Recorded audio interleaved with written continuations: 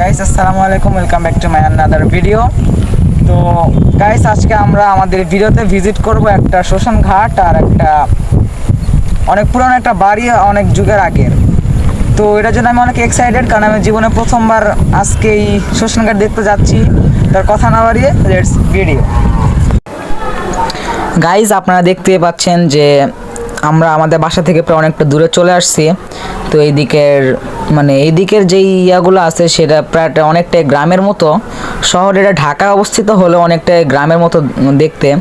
তো এর জন্য আমার এই জায়গাটা আরও ভালো লাগছে বেশি। তো আমি আমার বন্ধুদের কাছ থেকে ফার্স্ট এই জায়গাটার সম্পর্কে জানি ও তারপরে আমি এদিকে আসি। তো দেখতেই পাচ্ছেন এদিকে জায়গাটা কতটা আর কি জঙ্গলময়, তারপরে কেমন একটু গ্রাম্য টাইপের। তো যদিও আমরা তখন রিক্সায় যাচ্ছিলাম, কারণ এদিকে বড় কোনো গাড়ি ঢোকে না। তো এদিকে জায়গাটা আমার অতটা খারাপ লাগেনি, কিন্তু সমস্যা একটা, এদিকের কিছু খারাপ ছেলেপেলের আছে যারা নাকি অনেক খারাপ ব্যবহার করে আর কি। ওদিকে যারা যায় যার সাথে সঙ্গে খুবই খারাপ ব্যবহার করে। আর তাদের মধ্যে যদি কেউ ভিডিওটা দেখে, আমি তাদের অবশ্যই বলবো যাতে তারা কখনো কোনো ছেলেপেলের সাথে বা আমাদের মতো আরও কেউ গেলে যাতে এরকম খারাপ ব্যবহার না করে।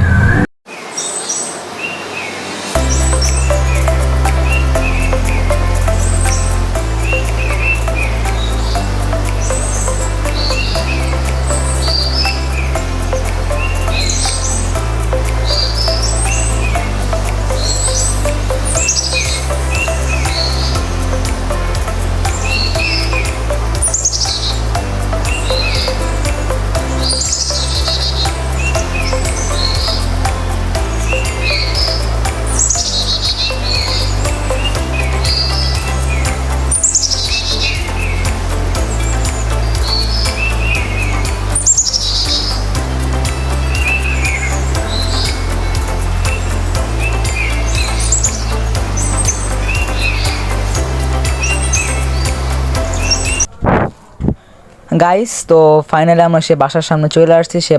যে বাসার কথা আমরা আপনাকে আপনাদের ভিডিওর শুরুতে আপনারা শুনছিলেন যে একটা হন্টের বাসাতে যাব, যেটা অনেক পুরানো।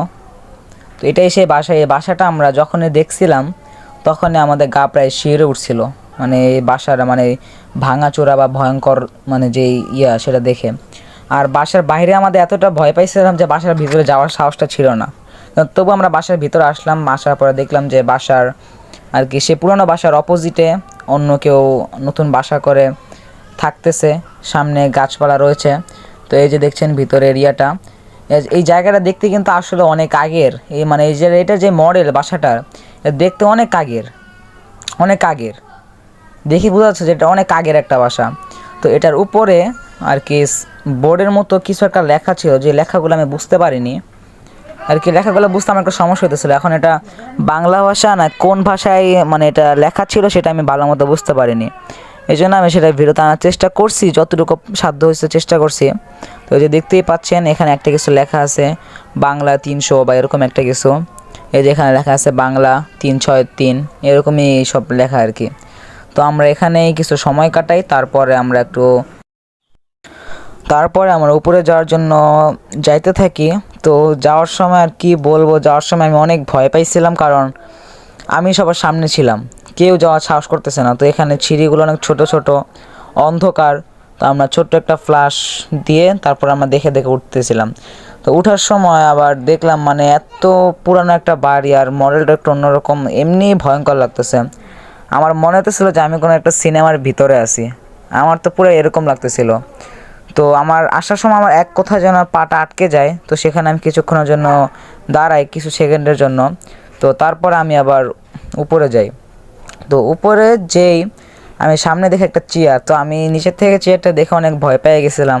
ভাবলাম থেকে বসে আছে, তো যাই আর কাউরে দেখি না। তো চেয়ারটা এমনি রাখা ছিল। যার পর আমরা আরেকটা জিনিস দেখি যে বাম সাইডে আবার রুম আছে। তো এই রুমের মধ্যে বর্তমান সময়ের যে মানুষরা তারা কিছু রাখছে হয়তো। আর সবচেয়ে বড় কথা, আর এই বাসাটা কার অধীনে ছিল বা কোনো রাজা বা কার অধীনে ছিল নাকি সেটা আমরা তথ্যটা নিতে পারিনি, কারণ এটা কেউ বলতে পারতেছে না। আর এখানে বর্তমানে যারা আর কি ইউজ করতেছে জায়গাটা, যেই বাসাটা ইউজ করতেছে তারাও বলতে পারতেছে না। তো যাই হোক, তারপর আমরা সামনে আরেকটা রুম দেখতে পাই, সেই রুমে আসি। তো এই রুমে কিছু রাখা ছিল অনেক কিছুই, তো আমরা সেটাও দেখতে থাকি। তো দেখার পরে আমাদের একটু কেমন জানি অন্যরকম লাগতেছিল। তো এই জন্য আমরা সেখান থেকে বের হয়ে যাই। বের হওয়ার পরে বাম দিকে একটু যাই, আর বাম দিকেও একটু জায়গা ছিল, কারণ মানে নিচে মানে পুরোটা তো ঘুরে দেখতে হবে। তো বাম দিকে আসার পর দেখি এখানে হালকা একটু ভাঙা রঙগুলো হালকা কেমন যেন কালো কালো, তারপরে একটু শ্যাওলা টাইপের এরকমই। তো তারপর আমরা আবার সেখান থেকে ব্যাক করে ছাদে যাওয়ার জন্য আসি।